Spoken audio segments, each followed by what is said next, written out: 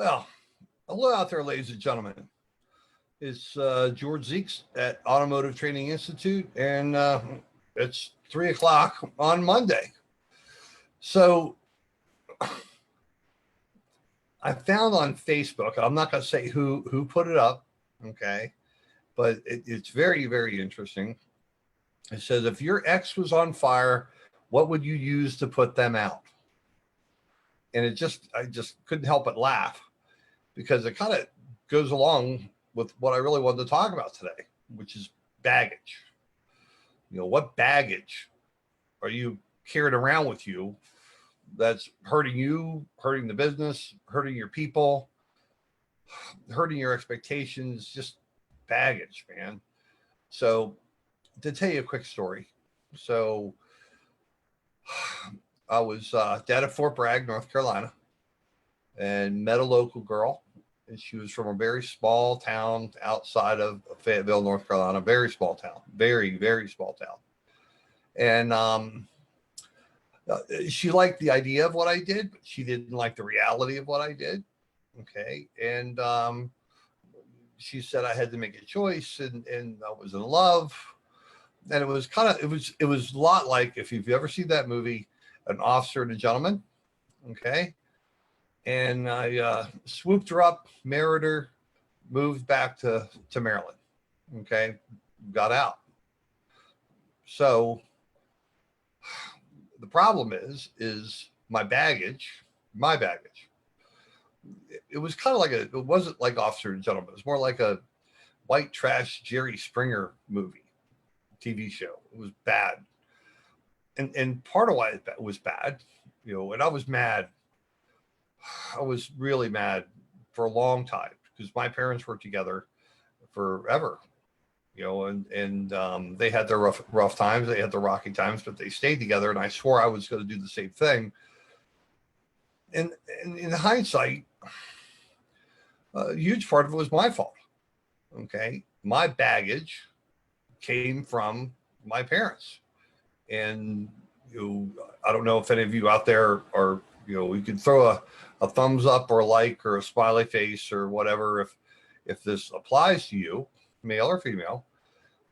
But I thought that doing my job as a father, as a husband, was to support my family.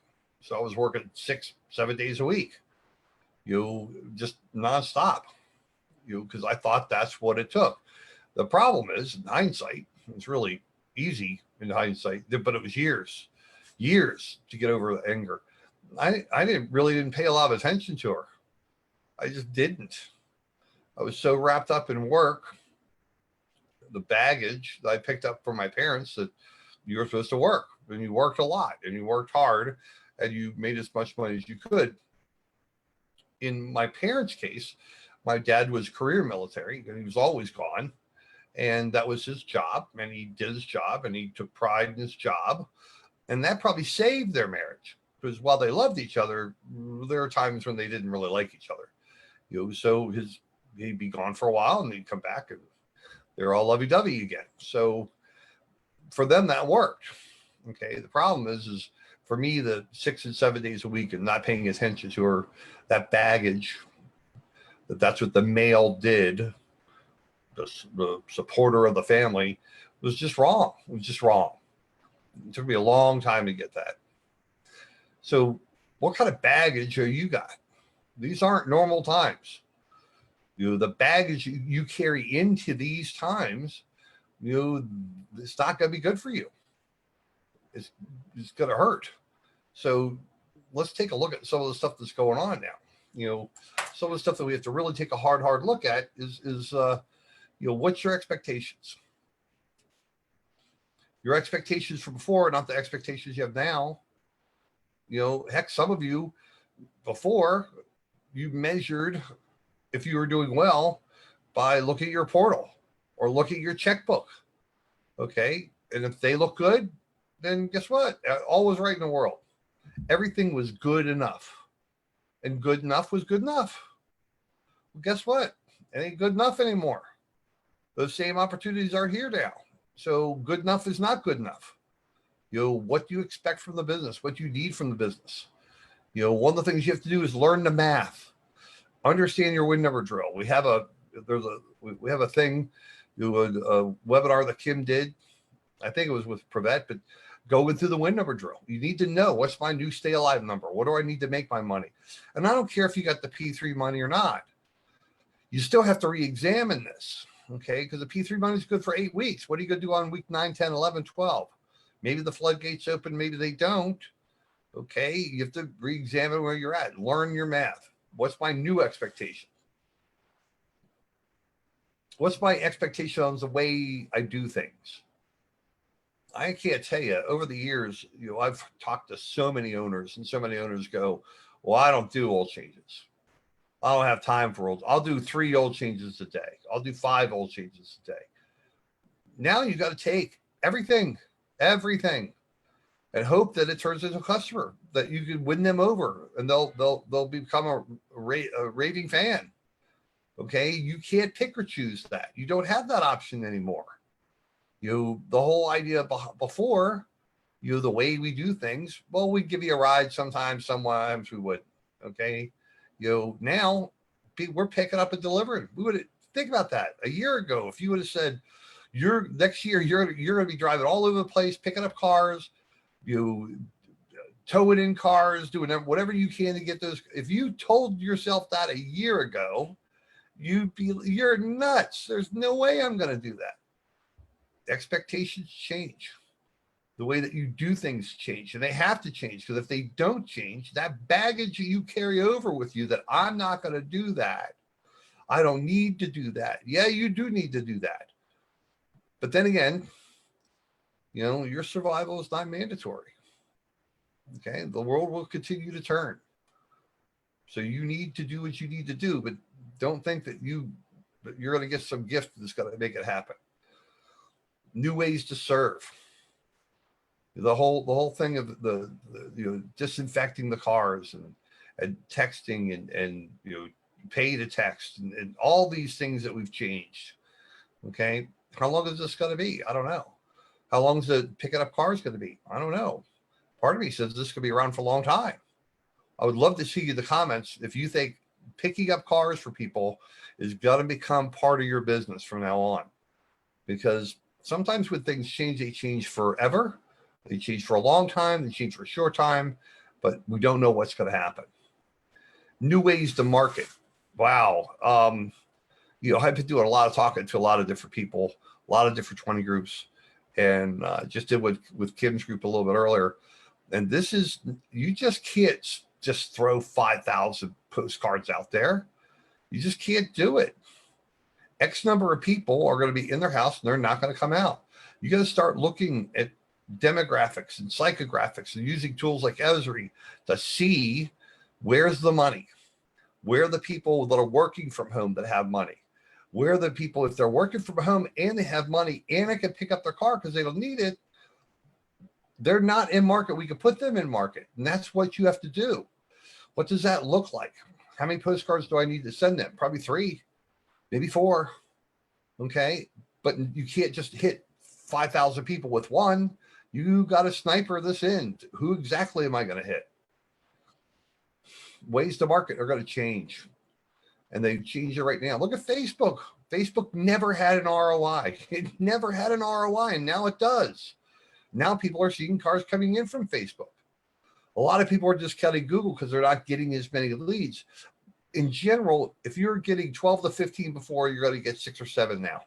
If you're getting, 6 or 7 before, you're going to get 4 or 5 now. It's like 40 to 50% of what you got before. So it is an acquisition funnel. You will get cars off of that. Continue to do the work.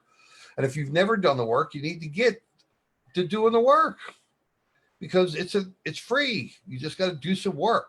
Acquisition funnel. You got to do that. How do we measure things? Well, if we had an okay week, we looked at what the sales were and we said, okay, we did 35,000. Yay. Okay, everything was fine. But we didn't dig any deeper. Okay, look at, if we probably could have done 38 or 39 if we would have dug deeper. Okay, if we looked at the back, looked at the front.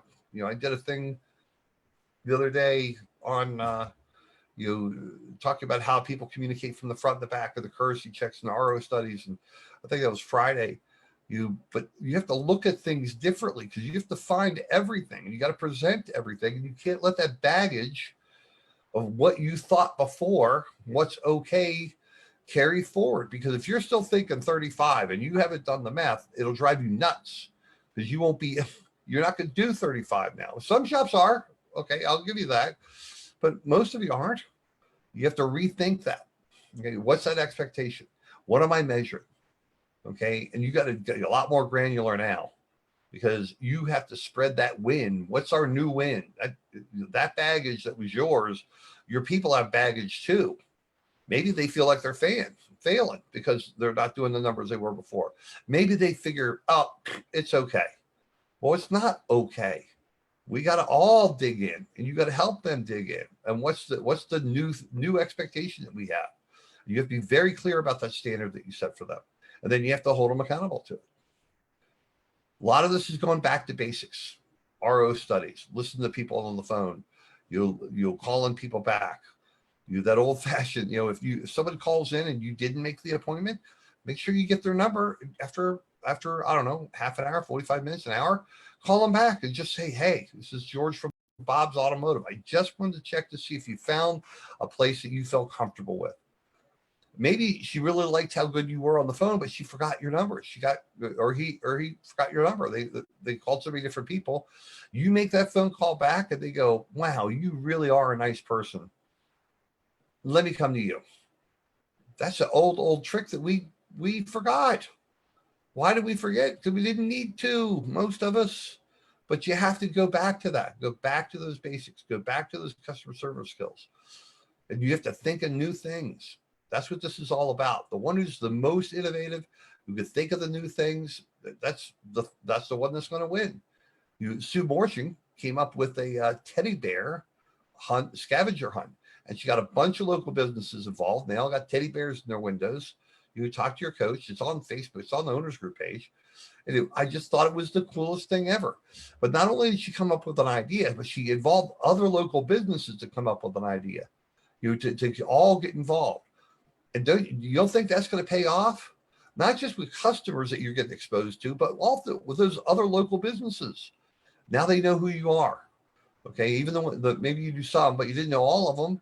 And if they need something, they're going to remember you because you came up with something to help them. And that's what's going to end up happening.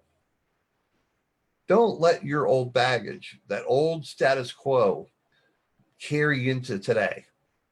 You got to be thinking different, and don't be afraid of it. This is a great thing. This is a great thing. We're going to come out of this stronger than we ever did before. And these new habits you start creating about what can I do different? What can I do new?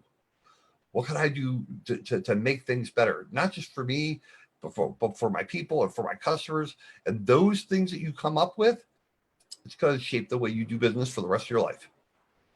This is an awesome opportunity to change. So what I would like you to do in the comment section, just go ahead and list some of the things you've changed, some of the things that you're doing, some of the things that you want to do. Maybe some of the things that you want to do and you haven't figured out, somebody else has, and you can contact them. Hey, has anybody figured out how to do this, blank, whatever it is. But list some of the things that you change, that you want to change, that you want to do. Get crazy. Let's see what we can come up with as a group. George Zeeks, Automotive Training Institute. Thank you very much. It's a great Monday. It's a great week. Let's rock and roll. See ya. Bye-bye.